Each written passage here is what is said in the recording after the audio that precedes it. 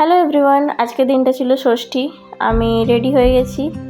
আমি, আমার দিদি আর আমার একজন ফ্রেন্ড আমরা আজকে যাচ্ছি মেদিনীপুরে ঠাকুর দেখতে। তো আমরা 12টার ট্রেনটা ধরেছিলাম। এরপর আমরা যাচ্ছি স্টেশন। ট্রেন খুব লেট ছিল, তাই জন্য আমরা বসে বসে গল্প করছিলাম, কোনো কাজ ছিল না। তো ফাইনালি আমরা পৌঁছে গেছি মেদিনীপুর স্টেশনে। আমরা ফার্স্টেই স্টেশনে অটো ধরে গেছিলাম গোলকুয়া চক। প্রচণ্ড রোদ ছিল এখানে। প্রত্যেক বছরই আমরা ফার্স্টে এখানেই আসি, কারণ 2টোর পর টোটো বন্ধ হয়ে যায়। তো এখানে খুব সুন্দর করেছিল ছোটোর মধ্যে, প্রত্যেক বছর এখানে খুব সুন্দর করে। আমরা একটু ফটো তুলে নিচ্ছিলাম কারণ ফাঁকা ছিল। নেক্সট আমরা একটু মিষ্টি দই খেয়ে যাচ্ছিলাম বড় বাজারের দিকে।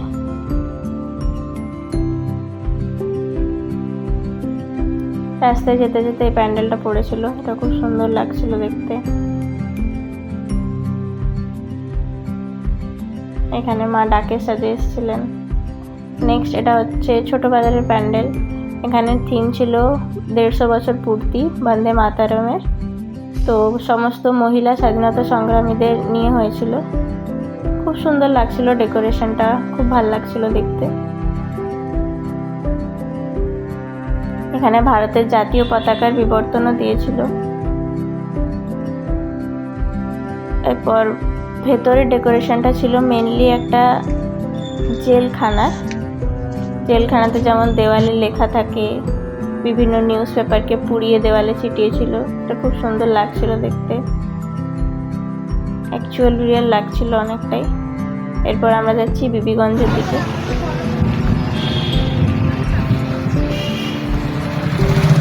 আমরা টায়ার্ড হয়ে গেছি গাইস ঘুরে ঘুরে।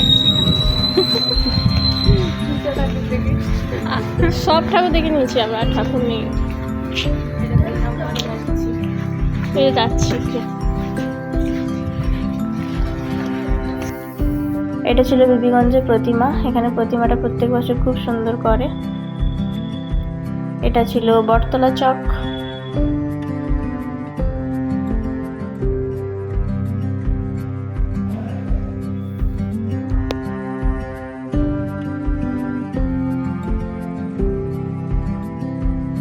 এটা ছিল বিধাননগর। নেক্সট আমরা যাচ্ছি ফ্লাইওভার ধরে সোজা রাঙামাটি। ফ্লাইওভারটা খুব সুন্দর লাগছিল, সন্ধ্যাবেলা লাইট ফাইট জ্বলে গেছিলো, হালকা মেঘ করেছিল, খুব ভালো লাগছিল হেঁটে যেতে। রাঙামাটি পৌঁছে গেছি। এটা ছিল রাঙামাটি। এখানে বস্তা দিয়ে, ধান দিয়ে মেনলি ডেকোরেশনটা করেছিল।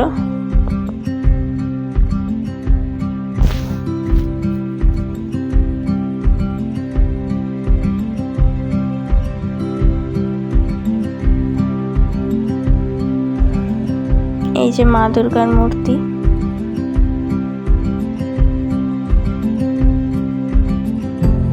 নেক্সট আমরা চলে যাচ্ছি শরৎপল্লীর দিকে।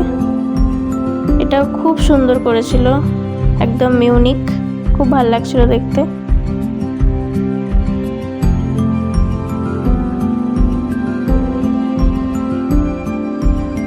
ভেতরের ডেকোরেশনটা তো অসাধারণ লাগছিল। আমার চাই না ক্যামেরাটা কতটা বোঝা যাচ্ছে, বাট অ্যাকচুয়াল রিয়েলি খুব ভালো লাগছিল।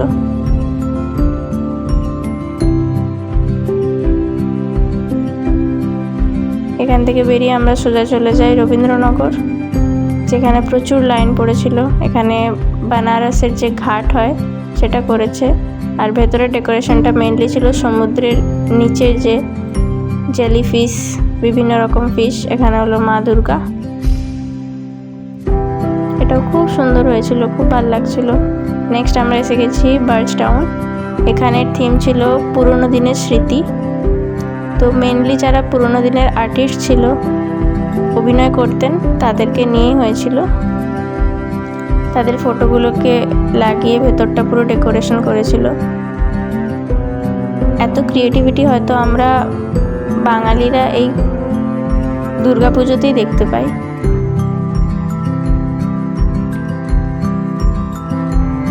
খুব সুন্দর হয়েছিল এটাও।